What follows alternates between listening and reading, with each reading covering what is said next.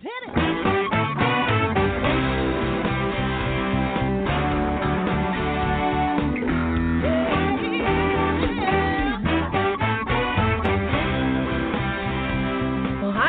And welcome to Alzheimer Speaks Radio. I'm your host, Lori LeBay, and I'm so excited that you're joining us today. We are going to have a fascinating conversation as usual as we learn from people all around the world at all ages and stages of life. Stay tuned as we shift our dementia care from crisis to comfort. All right, here we go. What you think about, you will bring about.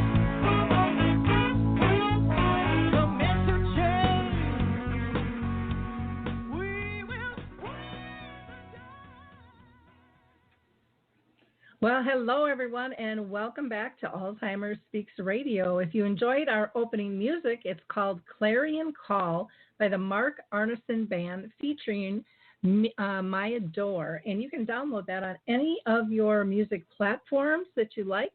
And when you do that, your proceeds actually are going to be going to Alzheimer Speaks. They're being so kind to donate those back to us. So it's kind of a twofer, but it's a fun song and very uplifting, and I'm very grateful to the Mark Arneson Band for that.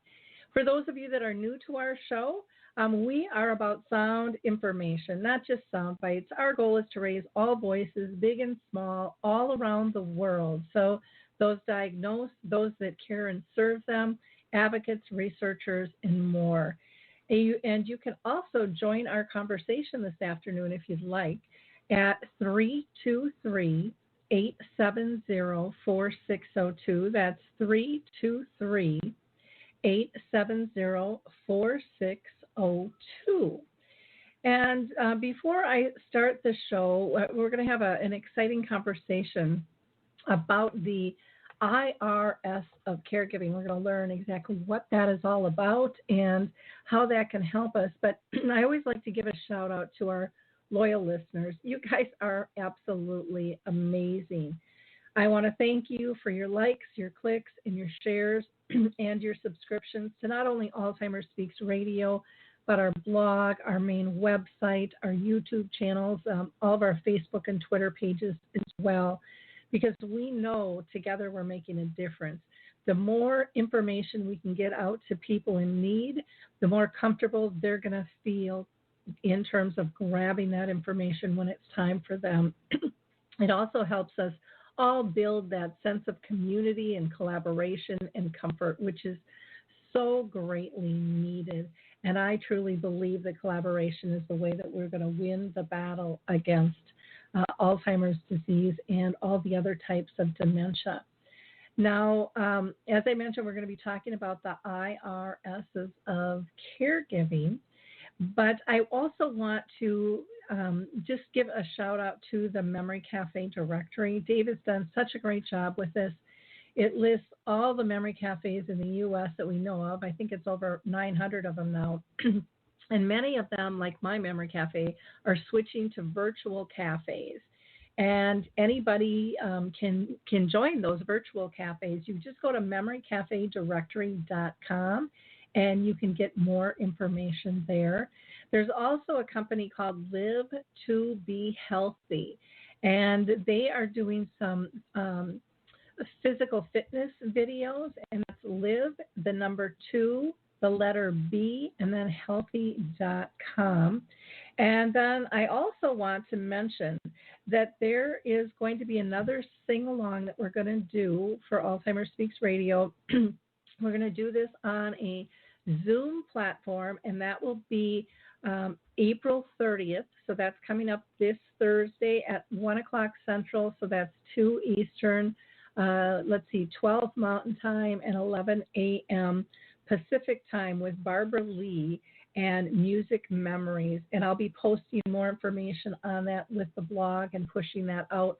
But if you go to alzheimerspeaks.com right now, you will be able to see that information. You can click on the graphic to get the Zoom link, and then I've listed the meeting ID number and the password there as well.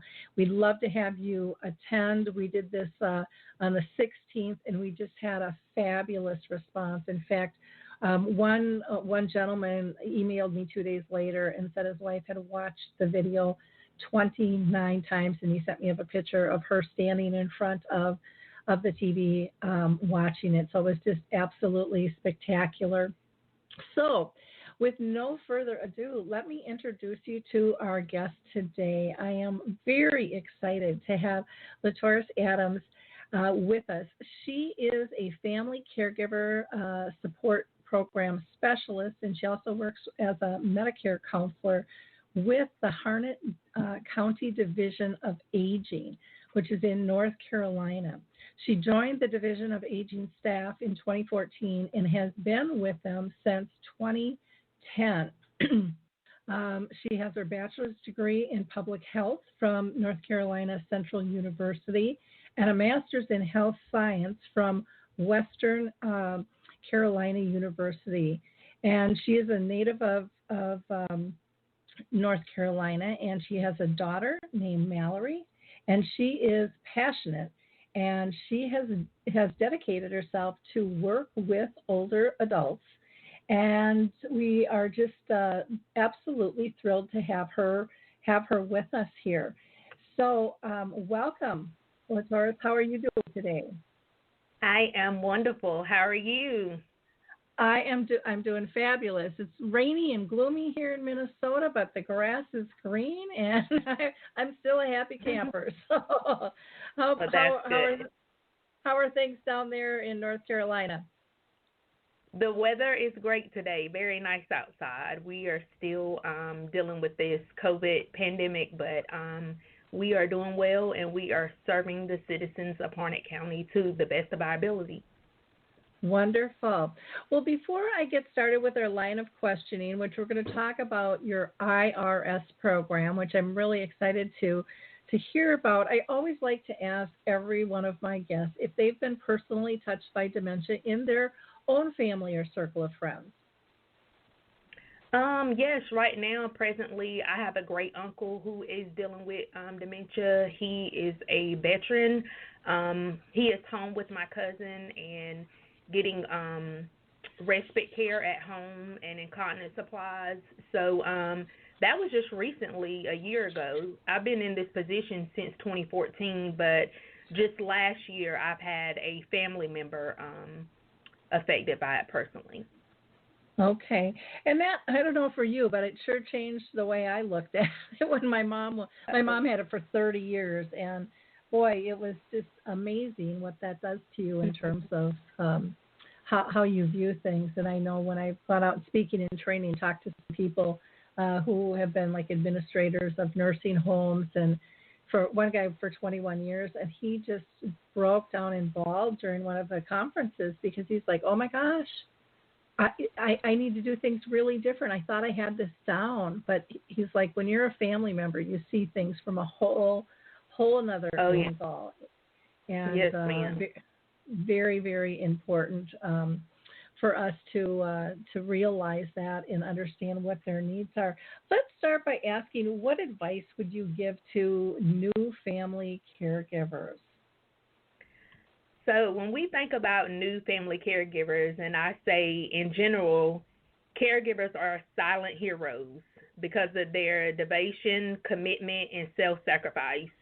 So becoming a new caregiver, number one, identify yourself as a caregiver and know that, okay, it's okay. I'm a caregiver. This is a new role for me. But the main thing is to get a good diagnosis. There are different forms of dementia, and I tell people that dementia is like an umbrella term, like we think of cancer. You have lung cancer, breast cancer. You have different elements under that one term. The same with dementia.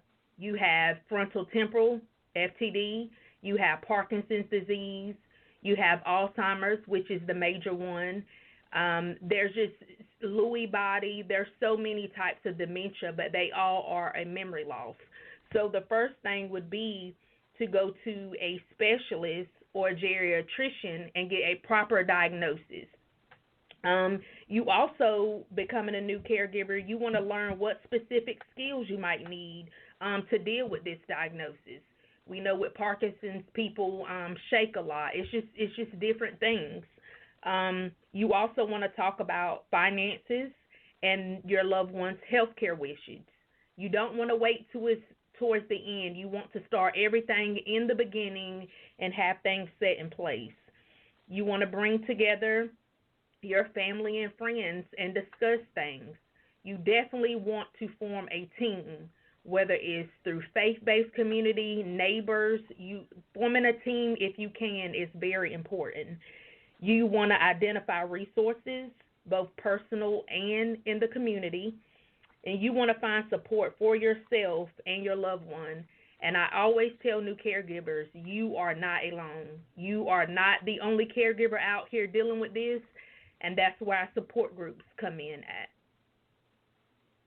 So true, so true. I love that. Identify yourself as a caregiver, because I know Art did a big, huge promotion a few years ago, and I remember meeting with them, and they said, we were just shocked that people didn't see themselves as a caregiver, so they didn't reach out for the support because they were, a husband, a wife, a daughter, a son, a friend, whatever it might be, but they didn't see themselves as a caregiver. So I think that is really very important. And I'm just going to throw in a couple of things. I personally like the terms, caregiver is the one that's most common, but using the term care partner or care companion, because then it doesn't feel as heavy, and it still, to me, feels like people are in a relationship. And if there's one thing we don't want them to lose, of course, is their relationship. So thank you for that, identifying as a caregiver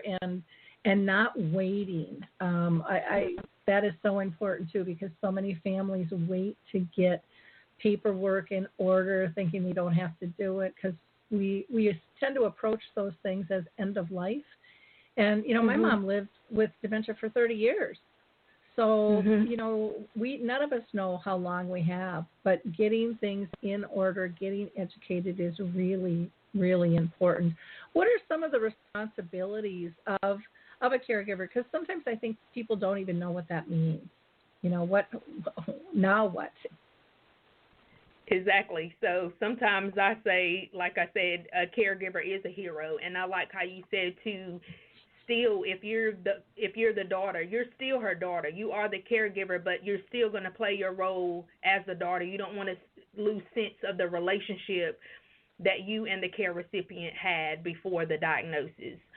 So when we look at responsibilities of a caregiver, we think every day, and we call them our ADLs, our activities of daily living. Those are common things like cooking, cleaning, things that we can do on our own. So common tasks that caregivers do: they buy groceries, they cook, they clean, they do laundry, they provide transportation. A lot of them help the care recipient get dressed, take a shower, remind them to take their medication, medical appointments. They also talk with doctors, lay out a plan. They handle things as far as crisis and arranging for assistance. Right now, what's going on, these caregivers have to think outside the box and create other means of making sure their loved one is cared for, because some of them are still working, or even if they're working from home, you still need someone to help you tend to your loved one while you handle your responsibilities. They're a companion. Sometimes our care recipients, they just need somebody to look after them or just hold any type of conversation. But I say a common task of a caregiver is an unpaid aid, and you're on call 24/7.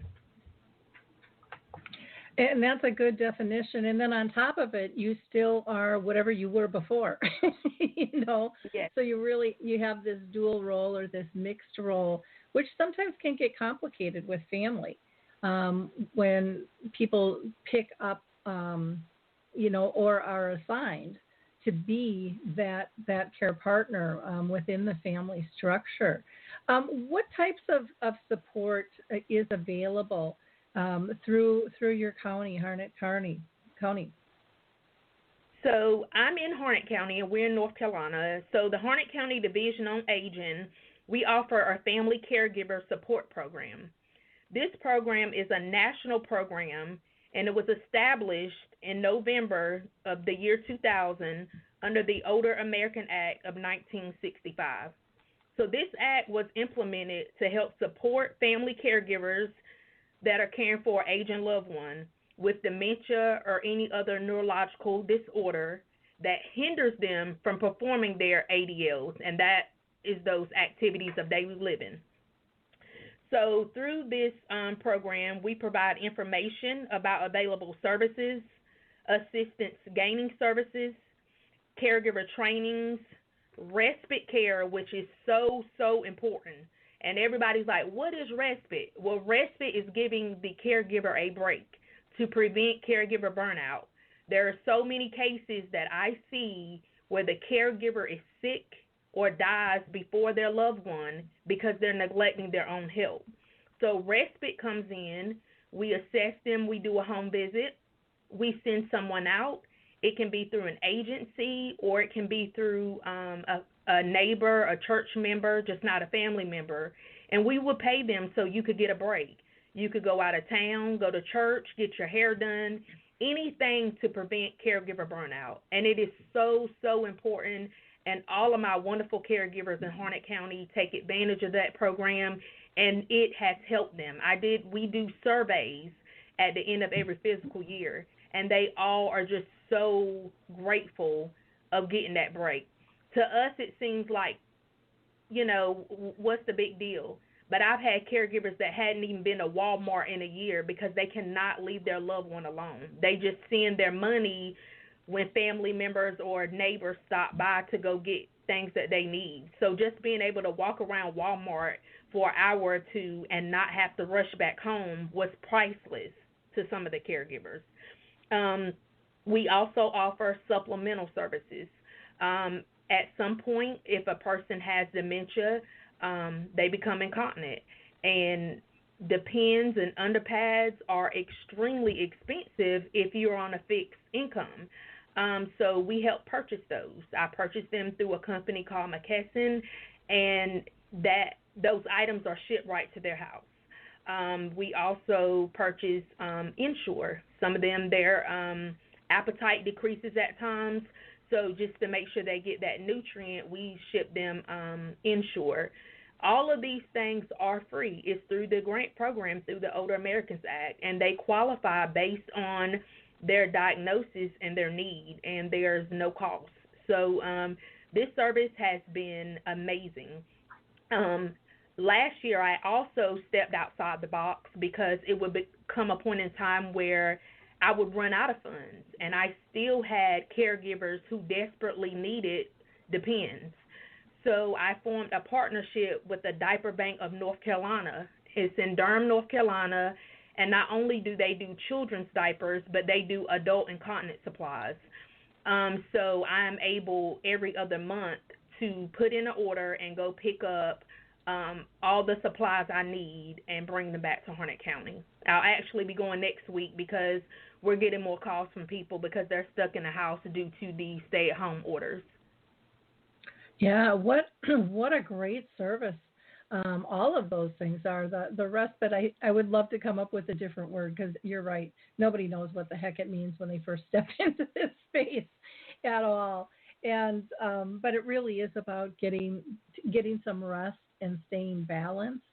And, for some people that might be taking a nap. For others, it might be getting their hair or their toes done or going for a walk or, it could be as running errands. It doesn't make any difference, but you have to stay balanced. And to have those supplemental resources like incontinence products and Ensure, especially during these times, I know it's a need all year long, no matter what's going on. But I would imagine with the COVID, like you said, it's increased even more because many people who are caring for somebody at home may have had some respite through maybe a day program that no longer is, they're able to go to because of this. And so everything is shifted for everybody, not just the care partner, but the person with dementia is feeling the stress of all these changes as well. What are some ways that care partners can honor their own needs as well as committing to care for somebody else? How do you balance all that? That is a tough question, because in life itself, it's hard for us to balance and keep up with things just on a daily basis. But the key thing is to care for yourself. If you do not care for yourself, there's no way you can care for somebody else. It can be draining. It can be depressing. It can come with so many emotions. For example, I have a lot of husband and wives where the husband is the caregiver for the wife. And normally you think, and it's mainly a woman's nature to be caring or cleaning up after someone, but I'm seeing men in their 70s and 80s stepping up, making sure their wife is clean, she's fed, they're doing all the things that the wife used to do.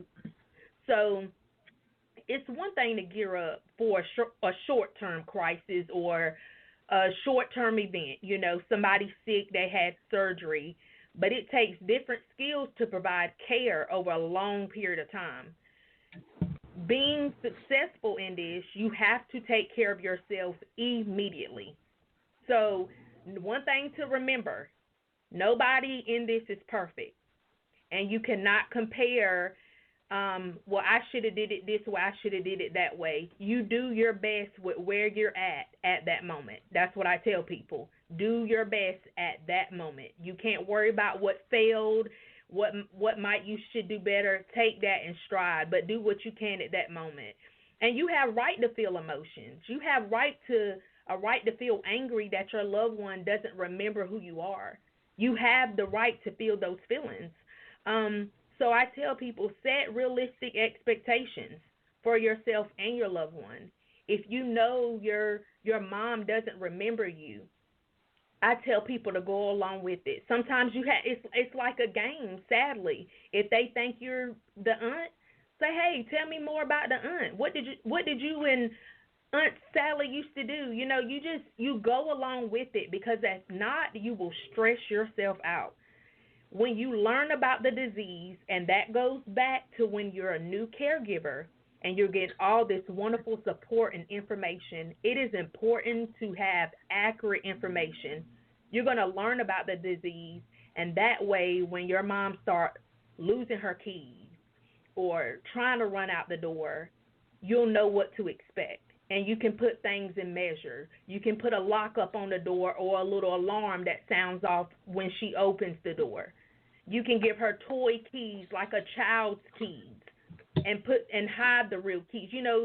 When you know what to expect, you're 10 steps ahead of the game. And learn to accept help from others. My caregivers accept help from me because I'm the professional at it. But I tell them, if somebody calls and say, hey, I'm going to the store, if there's anything you need, whether you think it's not a waste of their time to go, let somebody do that. Because sometimes when you keep telling people no, they never ask you again. And there may be a time when you really, really need them. Even if it's for them to sit with your loved one for 20 minutes so you can walk down the road and take a breather. Accept help. Exactly. And I always say, and this goes along with all of us, remember the big 3 for successful coping. Eating right. We have to have a good nutrition. We need to exercise, even if that's just walking around the house. And we need to get as much sleep as we can.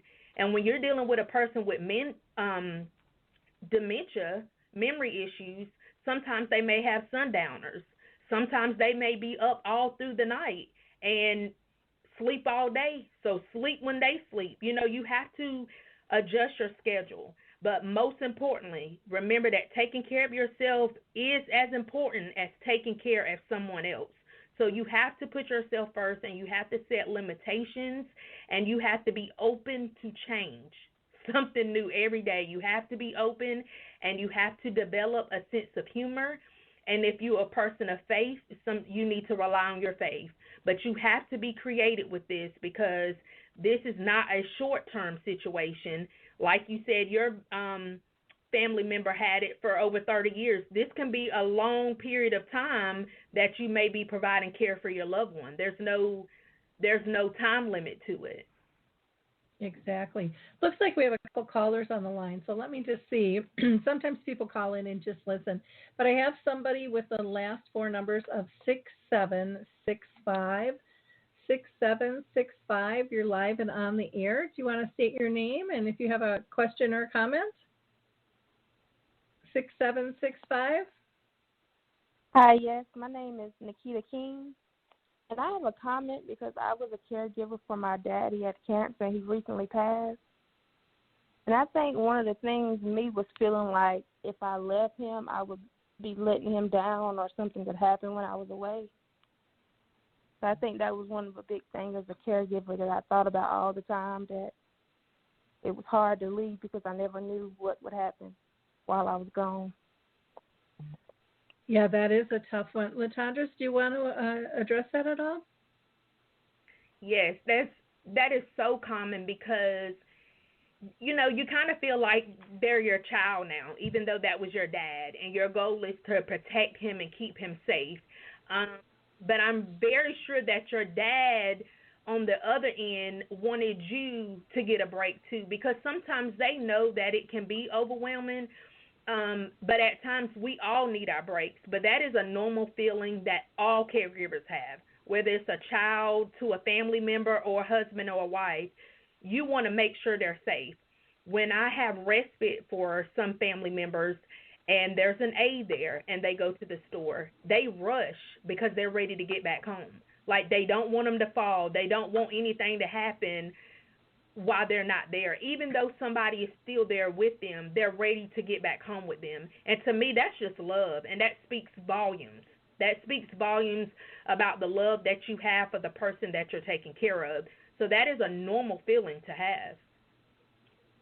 Yeah, I would definitely agree with that. I know I felt that way a lot, but it gets to this point, I think, as a caregiver, a care partner, where what we're feeling is guilt, and guilt can really weigh us down and burden us, and thinking that we should do better. But again, you have to have that balance in life, and none of us were perfect before.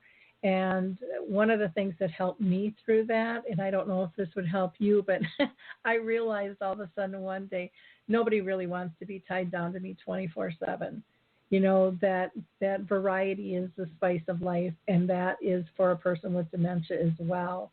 And so, sometimes when we step away, that gives a person, another individual to interact with.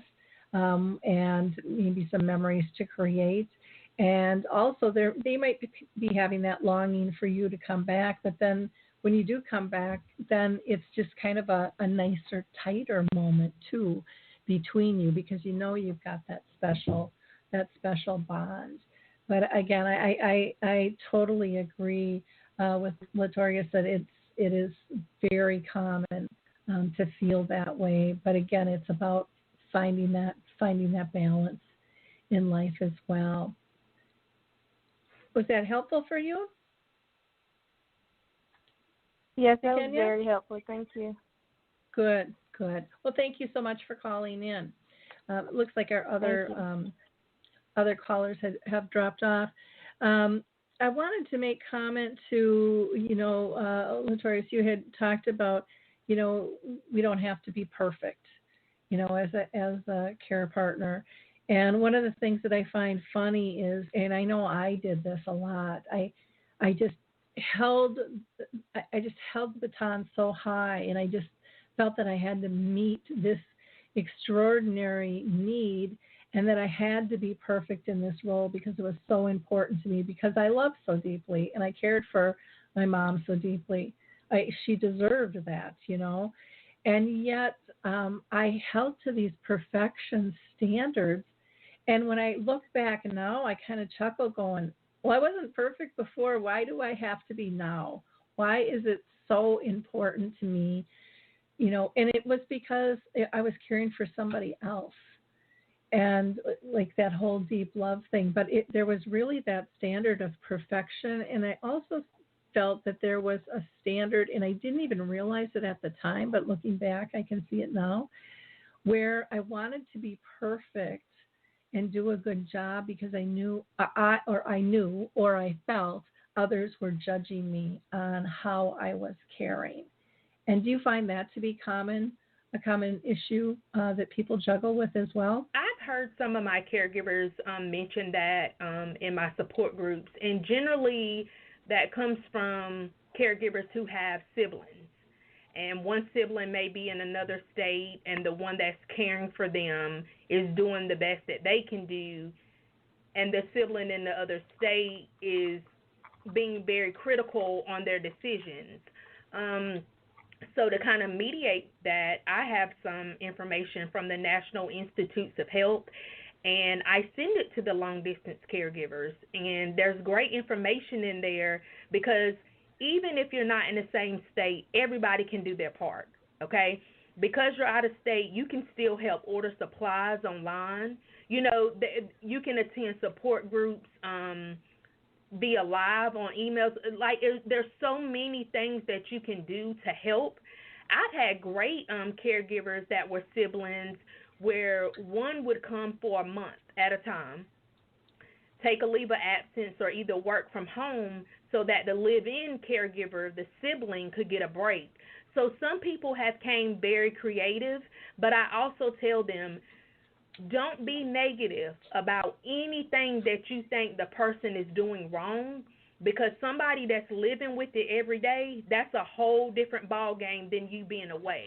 They're the ones up at night. They're the ones frustrated. They're the ones sometimes saying, why me? Why am I the one stuck taking care of mom? I've also had a caregiver. She had 7 daughters. I think 2 of them lived out of state, but every night one of them stayed with the mom. So they broke it up so it was a team effort. So whenever you can build a team, there's your team. And as long as everybody does their part, it relieves stress on the other ones. Now, I also have caregivers that are the only child. So that puts everything on them, every single thing on them. And those are the ones that tend to suffer from caregiver burnout because they have nobody to rely on. And then maybe neighbors help, but now that neighbor has other accommodations to do. So sometimes those are the worst that I try to shoot for extra respite hours for because I know they have no one. Mm-hmm. Yeah, that makes a lot of sense. Looks like we've got a few more callers on, so I'm going to go to a 6687 number. We'll see if we can pull them in. 6687. It's there. You're live now. Did you have a comment or a question? 6687. Hello. Did you want to make a comment or ask a question? Last 4 digits are 6687. Well, maybe not. And that's okay. So, like I said, sometimes people just call in on this number. Let me try an 8709 number. 8709, you're live and on the air. Did you have a question or a comment? Hello, 8709. No comment. No comment? Okay, thank you. Let me try. We've got 2 more out here. An 8781 number. 8781. Did you have a comment or a question you wanted to ask? 8781. Have a lot of listeners today by phone. Okay, let me try one other one, and that is fine. 2311. 2311. You're live and on the air. Did you have a question or a comment that you wanted to ask? 2311. I'm just supporting the show. Latorius is a good friend of mine, so I'm just showing her support.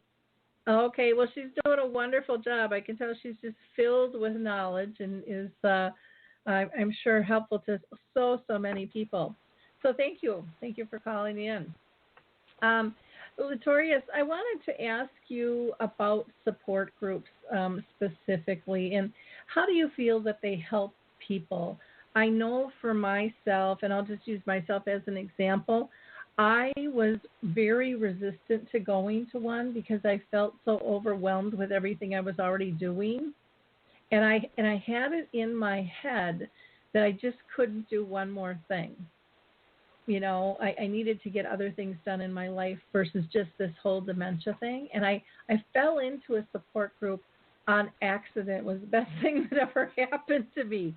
Yeah. But do you find that people have resistance to? I think even just the word support group, I don't know. It had some stigma for me, I think. And I think so. I think the resistance comes in at just what you said. I have enough on my plate. I cannot guarantee that I can attend a meeting on top of that, because caregiving is tough, but it also can be an isolating experience. So our support group meets once a month on the third Thursday of every month, and we meet from like 11 to 11:30. I feed them a marvelous lunch, so they look forward to coming. Also, I have different speakers. We play games. We have Christmas parties. It's not your traditional support group. We do go around, we do vent, but I have speakers come in and talk about funeral planning, grief, just different topics that are so relevant that we put to the side. So a lot of, when I started here, a lot of my caregivers, their loved one already passed away. They just loved the social outing and had developed friends. So then they would meet other people and say, oh, you need to come to this support group. So since I've been here, I've grown my support group like triple. The numbers have tripled because I also have a grandparents raising grandchildren support group. But what they see is Harnett County is very rural. Some people that have been here know people from word of mouth, and some people have moved here because we're close to Fayetteville and there's a military base there. So you have a lot of military families, and it's new to them, and they want to know what's out here. So it's important for the caregiver to determine if a support group is appropriate for them. Those that I have that have siblings, maybe one sibling will come, maybe both, but what they take from it is knowledge, not just for themselves. They take it to their faith-based communities. They take it to their neighbors. I have a neighbor come to the support group to get information because the neighbor cannot leave her loved one. His dementia is that far out, she can't leave him. So what they gain is social outing. You know what I mean? Like they're not being socially isolated, just in the house watching the news and taking care of their loved one. That's a lot. That's a lot that can affect your mental health. So some of them, I have people calling me now, when are we going to meet again? So next month for May, we're going to do a phone call conference. You know, all of them are not computer savvy to be online, but we're going to have our meeting over the phone. And we're not going to talk about just the down, depressing things going on right now in the world. We're going to talk about joy and uplifting things. And, hey, do you need anything?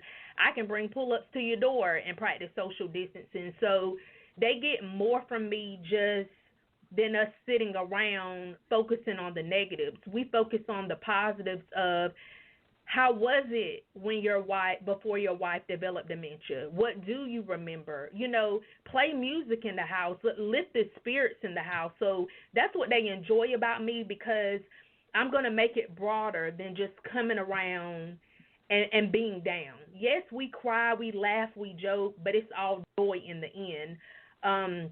A year and a half ago, I was featured on a Spectrum news clip, and it was a military man caring for his wife, and he had PTSD and she had dementia.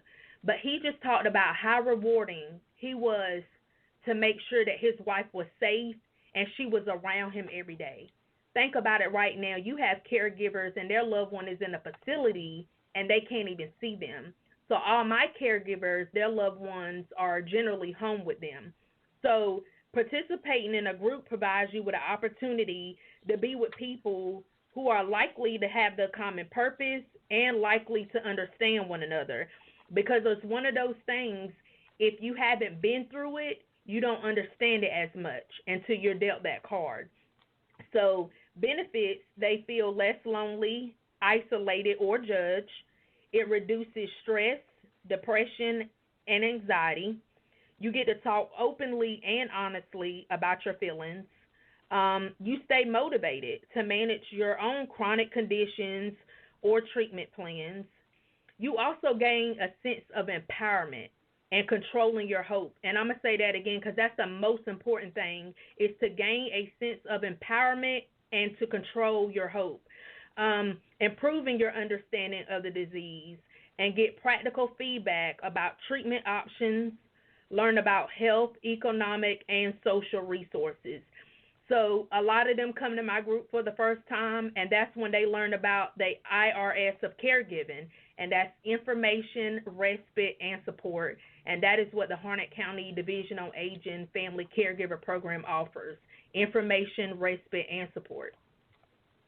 Well, that is wonderful, and you're right. There's so many little things that can happen in a support group, and it's so important to understand that, these groups aren't, I guess I had this impression that it was going to be a lecture, and I was going to have to follow rules, and I was going to have to commit to being there, and I didn't want to have to do that. And, what I found with dementia support groups is people are extremely flexible in terms of understanding what the needs are, and that schedules change. And I love getting to know all of somebody, not just the dementia side, but, I know in our memory categories, I don't even like to call them a support group because I call them a gathering of friends, because we're unscripted and we go where we need to go. And we support one another, and we celebrate one another. And like you said, we laugh, we cry, but we're always there for one another. And that is just a really, really beautiful thing. And I think people have to get over that and step in. And not every group's going to fit everybody's needs, and that's okay. But don't push them all off because one didn't work or because you think it's not going to. It is definitely worth a try. Well, I'm going to try to pull some other people in because we've got more people on the phone, and we'll just see if anyone else wants to chat with us or not.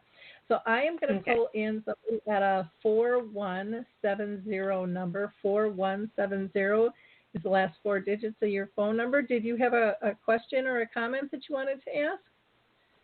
4170? You have a lot of quiet people. I'm just listening in.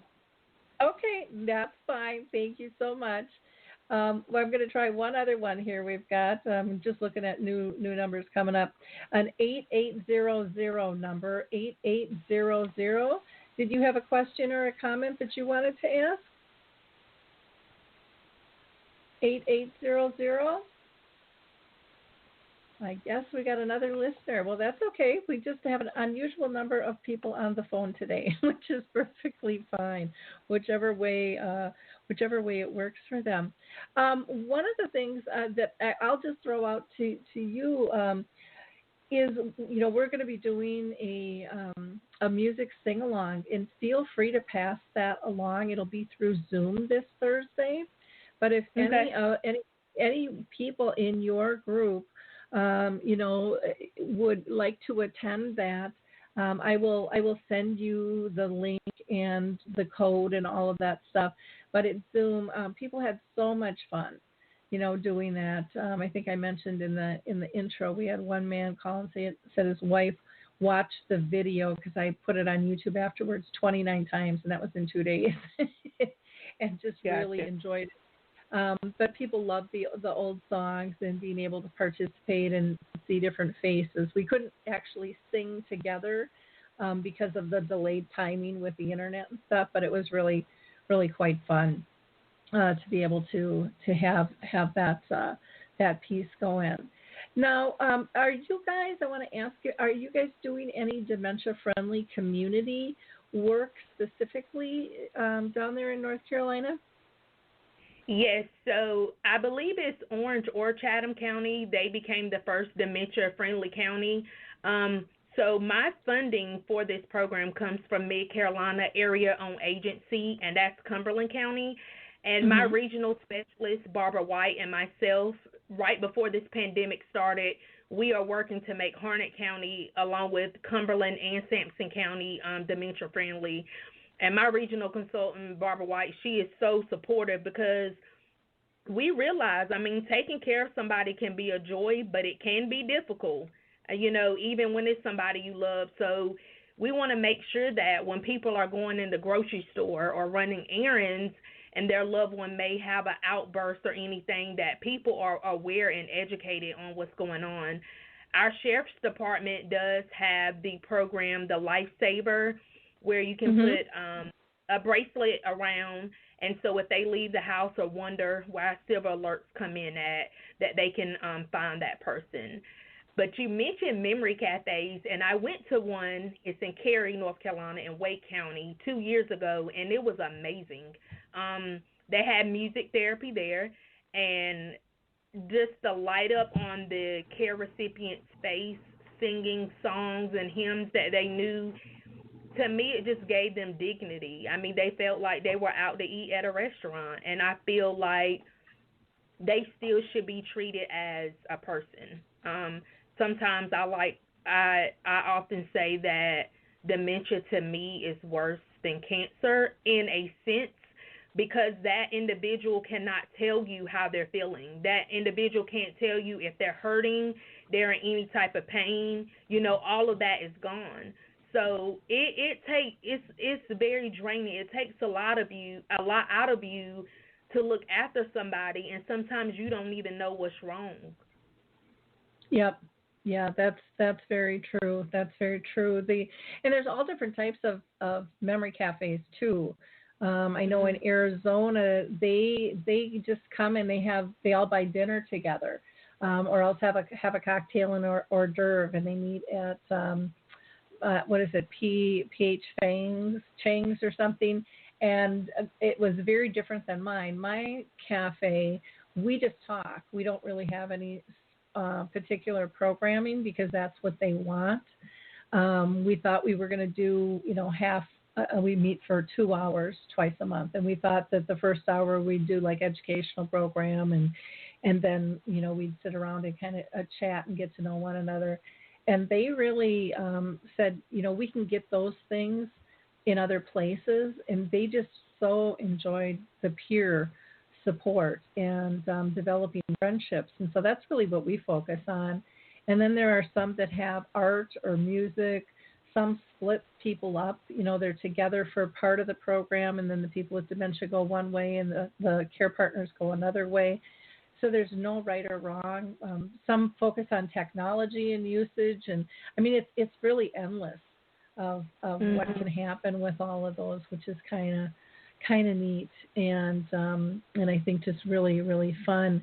The dementia friendly communities, I love that concept. I saw that over across the pond, and really got to know much about it through Norms McNamara and others over there. And so, we had actually started, I worked with the Lutheran Home Association, and I want to say it was 2013, we launched the first dementia-friendly community in the U.S. in Watertown, Wisconsin.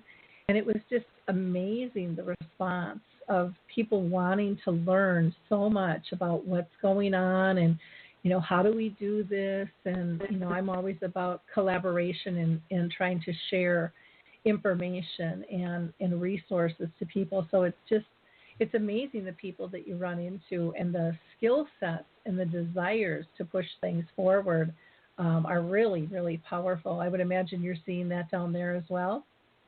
Absolutely. Yes, ma'am.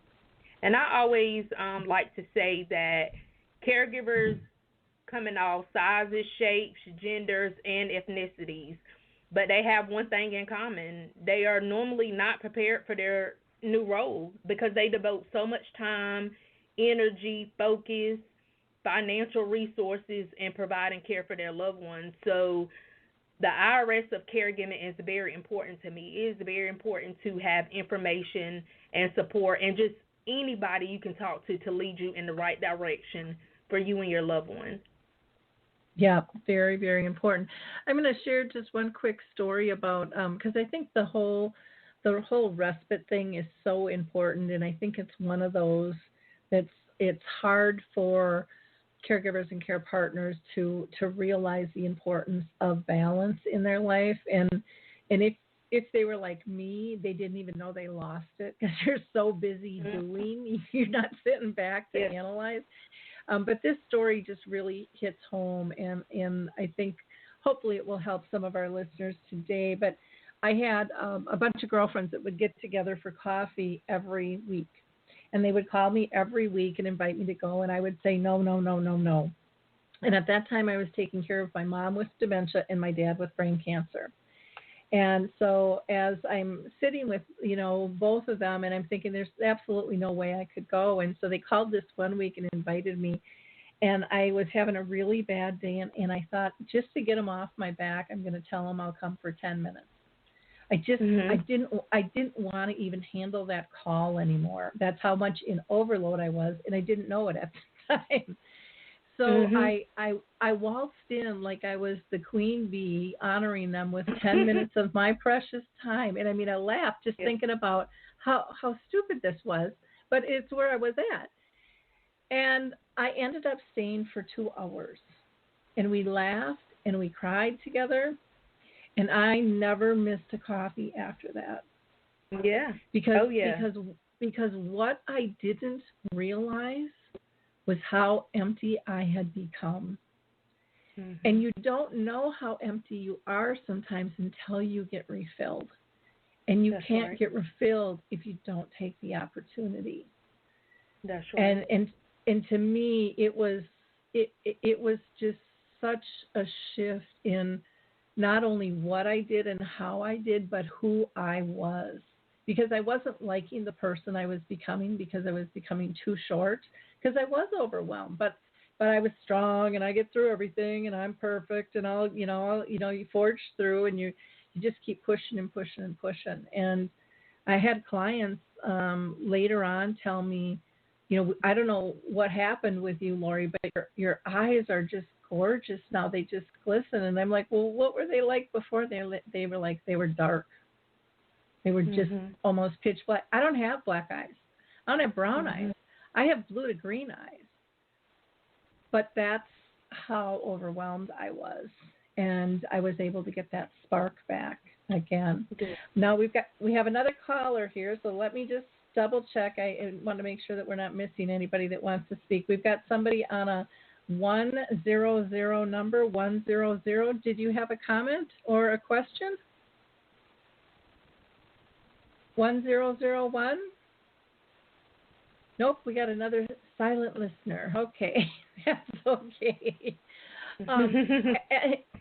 Anything else that you would like to share with our audience? I just love all that you're doing, and I love the IRS for Caregiving, the information, the respite, and the support. And you really do need all of those 3 pillars to really be a strong, healthy care partner in my eyes. I think that that's a wonderful, wonderful acronym, the IRS. And I loved when you mentioned about eating and exercising and sleep too, because so often we don't eat right and we don't exercise and we don't get much sleep. I remember being up in the middle of the night an awful lot, thinking of all the stuff that I had to do. And so, you've just given us a lot of great, great information here. But any other comments? We've got about 6 minutes left of the show. Absolutely. I would always say value yourself. Value yourself for what you're doing. Value yourself that you are deciding to keep your loved one at home instead of putting them in a facility. I had a caregiver. She was from Korea. And in their culture, they do not believe in nursing homes for their parents. I mean, you take care of them because your mother raised you. So you do have different individuals in different walks of life that have different beliefs about caregivers. I knew this was really, really my heart in doing this, and my dedication and passion with working for older adults is just beyond the roof. If I could bring them all to my house and make sure they were good, I would. And I did a home visit, and a gentleman had a stroke, and he was paralyzed from the waist down. And his wife was a short lady, and when I was there, he blacked out. And so I'm like, oh, no, please do not tell me that he is about to die while I'm here. So the woman is running around, and we call 911, and I was so calm, and I sat right there with him, because in that moment somebody had to be calm. And I mean, he came back to life. He was dehydrated or whatever. But in that moment, I realized, what if that woman was there by herself? You know, that's just a part of daily caregiving. She was in no state of mind to even call 911. She was freaking out because she didn't know what was wrong with her husband. So that is the importance of why people need respite and need a break, because people deal with this 24/7. You never know what to expect. So value what you do, value resources, accept help. You know, I'm going to be very creative with it. In the county, we have a lot of people that donate things, and I give them out to people. So it's good to be open, and it's good to help people. And they say now, help your neighbor. Call somebody if you know they're taking care of a loved one with dementia or either cancer or anything. Just call them and see how they're doing, or see if they need anything. I have a Liberty Baptist Church. They have a mom's group. When this crisis hit, they bought 12 $50 Food Line gift cards for me to share and give to my families directly. Some of them I had to go to the grocery store and buy their stuff, but there's people in the community that will help, and it's really been phenomenal for me in Harnett County. So that's where my passion and dedication comes from, because I have parents, I had grandparents. We're all going to be a caregiver one day or to some degree, and we're all going to need help, and we're all going to need somebody to help us or help somebody else. That's so true. So very, very true. Well, Latondra, do you want to give us the information, contact information, in case people want to reach out to you, what you'd like them to have? Yes. So, again, my name is Latorius Adams. I'm with the Harnett County Division on Aging, and we're under the Harnett County Department of Public Health. I can be reached at 910-814-6075, or you can go on our website, www.harnett.org/aging, and I keep up-to-date information on our Harnett County website as well. Okay, it was /agents, did you say? Aging, A-G-I-N-G. Aging. Okay, that's why I wasn't sure it was making sense. Yeah, that's okay. Wanted to make sure, because I didn't have the website for you, so that's why I always ask. Well, thank you so much for your time today. You. Really, really appreciate it, and keep up the great work that you're doing. I appreciate that. Thank you so much. So in wrapping up, I just want to thank all of our listeners again. You can go to alzheimerspeaks.com for more information.